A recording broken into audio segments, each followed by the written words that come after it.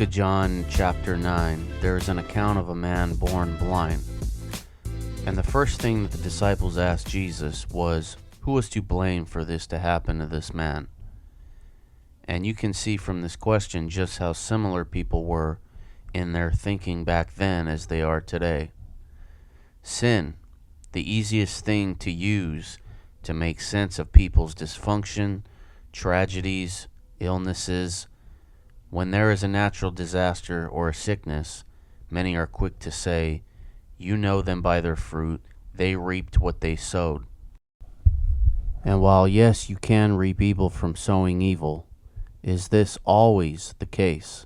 Or is this something religious people love to point out because it gives everyone something in the natural to see that they please God and they aren't like this person who has this dysfunction, thus showing a coldness and a dismissive attitude towards the trials of another.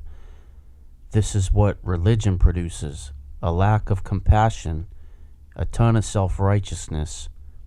But what did Jesus say?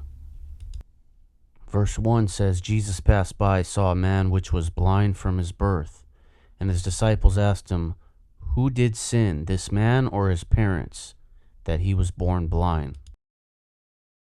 Jesus answered, neither this man has sinned nor his parents, but that the works of God should be made manifest in him. So it's clear that Jesus is saying his parents aren't to blame. He's not to blame. This man was born this way so that the works of God would be revealed. So what are the works of God? Is he saying that his disability or his dysfunction is bringing God glory? In verse 4 he says, I must work the works of him that sent me while it is day. The night comes when no man can work. So Jesus is saying here, he must do the works of God. And what were the works of God? To heal this man. So the glory or the works of God being made manifest and revealed in this man's life was that he was healed. He was able to receive one of those miracles that God was going around doing at the time through Jesus Christ, doing the works of him who sent me. And so when you see a man blind his entire life and suddenly receive a miracle from Jesus, you would think that the highest religious leaders of the time would be excited, thrilled for this man. However, the account shows just the opposite. Instead of being happy for him, it was just another opportunity to use the law or the situation against Jesus.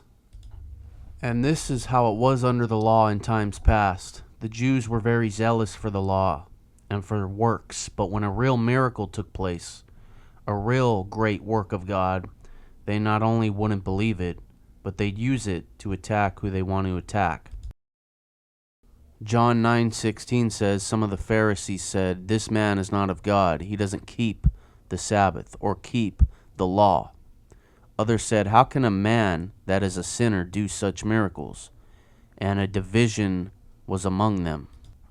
In verse 18 it says, the Jews did not believe concerning him, that he had been blind. He received his sight until they called the parents of him that received his sight. So the Jews didn't believe. They lacked faith, and that was their biggest issue when it came time to believe on their Messiah. They just didn't believe. Sure, they knew the law. Sure, they had works according to the law. But their hearts were far from God, as it is seen in their response to this miracle. They didn't believe it happened. They thought it was a scam or deceitful. And instead of throwing a party for the guy, they threw him out of the synagogue. John 9:34 says, they answered and said unto him, you were born in sins, and you teach us? And they cast him out. So they cast the man out for trying to tell them what happened. When they asked him what happened, they asked him, how did this happen, multiple times. He gave them the answer, and they didn't like the answer.